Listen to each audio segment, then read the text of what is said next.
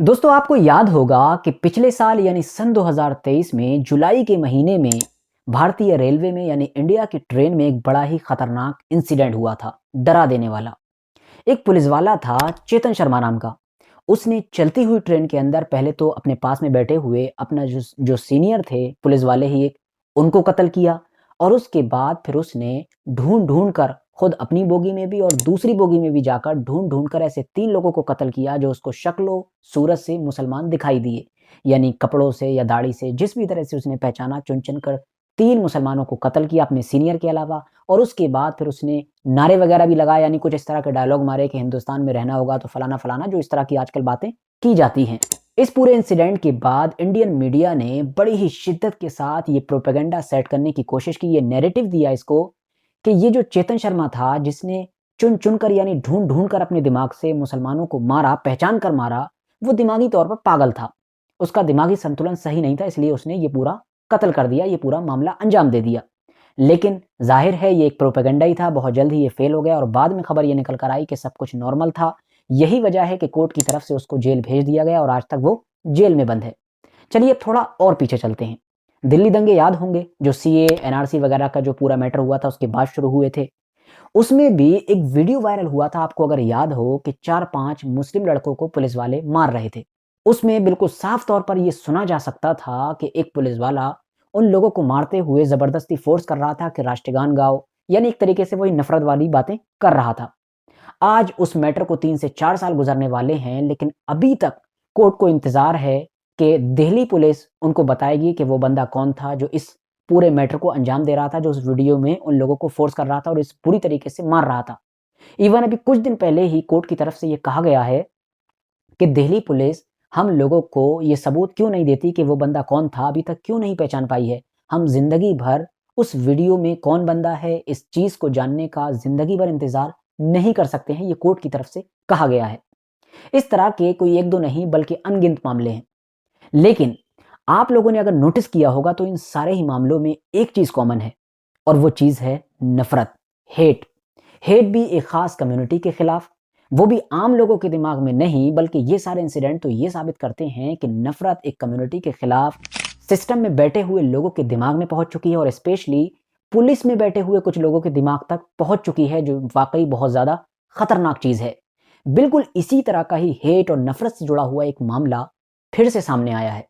एक ऐसा मामला कि जिसकी चर्चा सिर्फ भारत में नहीं पूरी दुनिया में हो रही है इस वक्त, क्योंकि इससे जुड़ा हुआ जो वीडियो वायरल हुआ है उसने पूरी दुनिया में लोगों को झंझोड़ कर रख दिया है और ये सोचने पर मजबूर कर दिया है कि आखिर भारत में चल क्या रहा है। मैटर ये भी दिल्ली का ही है और तारीख थी 8 मार्च और दिन था जुमे का, यानी कि फ्राइडे का।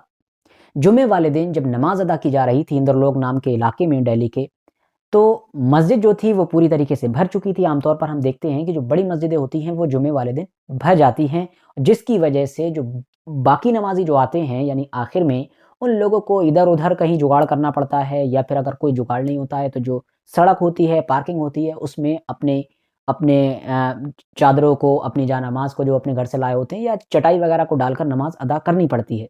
बिल्कुल इसी तरह का मामला हुआ इंद्रलोक में। वहाँ पर मस्जिद फुल हो चुकी थी, जिसकी वजह से जो लोग लास्ट में आए उन्होंने जल्दबाजी में कि हमारी नमाज़ ना छूट जाए, जो रोड था वहाँ पर किनारे पर नमाज़ पढ़ना शुरू कर दी।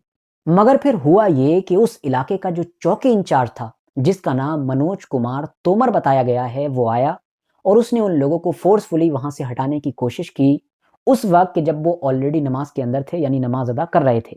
वीडियो वायरल हुआ जिसमें साफ तौर पर देखा जा सकता था कि जब वो लोग सजदे में थे, तो वो जो चौकी इंचार्ज था मनोज कुमार तोमर, वो अपनी लातों से उनको मारकर हटाने की कोशिश कर रहा था, जिसकी वजह से फ़ौरन मामला भड़क गया, लोगों ने वीडियो बना ली। नमाज़ खत्म होने के बाद फ़ौरन वहाँ पर प्रोटेस्ट वगैरह होने लगा, लोगों ने हंगामा करना शुरू कर दिया। नतीजा ये हुआ कि अब ये वीडियो ट्विटर और इसके अलावा दूसरे सारे सोशल मीडिया प्लेटफ़ॉर्म्स पर आग की तरह फैल गई, और फिर उसके बाद इस वीडियो पर क्रिटिसिज़्म न सिर्फ इंडिया से बल्कि दुनिया भर से आना शुरू हो गया। टीआरटी नेटवर्क और इस तरह के जितने भी बाहरी मीडिया हैं, उन सब ने फ़ौरन इसको कवर करना शुरू कर दिया, जिसकी वजह से फ़ौरन दिल्ली पुलिस को बड़ा एक्शन लेना पड़ा और इन लोगों ने ऐलान किया कि हमने इसको सस्पेंड कर दिया है और आगे की भी जो कार्रवाई होगी वो की जा रही है और सब कुछ देख-भाल कर इसके ऊपर और भी एक्शन लिया जाएगा। लेकिन दोस्तों, अब आप लोग सोच रहे होंगे कि अगर दिल्ली पुलिस को फ़ौरन इसको सस्पेंड करना पड़ गया तो इसका मतलब मामला बहुत ज़्यादा आगे बढ़ चुका था। इस पुलिस वाले ने ज़रूर हद से ज़्यादा घिनौनी हरकत कर दी थी। लेकिन नहीं, जरा ट्विटर पर आकर एक बार देखिए। ट्विटर पर इस पूरे मामले को भी सपोर्ट किया जा रहा है और बहुत सारे ऐसे लोग हैं जो उल्टा सिस्टम से ही सवाल कर रहे हैं कि भाई आपने इस पुलिस वाले को सस्पेंड क्यों किया? इसकी गलती क्या थी? इसकी तो कोई गलती नहीं थी। इसे तो हीरो बनाकर पेश किया जाना चाहिए। अब आप लोग अगर हैरान हो रहे हैं ना, तो चलिए मैं आपको थोड़ा और पीछे लेकर चलता हूँ। आपको याद होगा ज़्यादा पीछे नहीं बल्कि 1 महीना पहले ही दिल्ली, हरियाणा इन सब के बॉर्डर पर किसान आंदोलन शुरू हो रहा था। किसान पंजाब वगैरह के एरिये से दिल्ली में एंटर करने की कोशिश कर रहे थे ताकि वो आंदोलन चला सकें, प्रोटेस्ट कर सकें अपनी मांगों को लेकर। दूसरी तरफ जो गवर्नमेंट थी वो भी पूरी कोशिश कर चुकी थी, पूरा इरादा कर चुकी थी कि इनको अंदर एंटर नहीं होने देना है। फिलहाल वो तो जो भी मामला था, लेकिन उसमें हुआ क्या? उस वक़्त एक वीडियो वायरल हुआ एक लड़की का, जिस वीडियो में एक निहायत ही बदतमीज़ लड़की अपनी कार के अंदर बैठकर एक सरदार जी को, जो सरदार जी उसकी बाप की उम्र के थे या उसके बाप के बाप की उम्र के थे, यानी कि दादा की उम्र के थे, उनको बहुत ही गंदी-गंदी गालियाँ दे रही थी और मिडल फिंगर दिखा रही थी। और दूसरी तरफ वो जो सरदार जी थे, वो पुत्री, लड़की इस तरह के अल्फ़ाज़ इस्तेमाल कर रहे थे।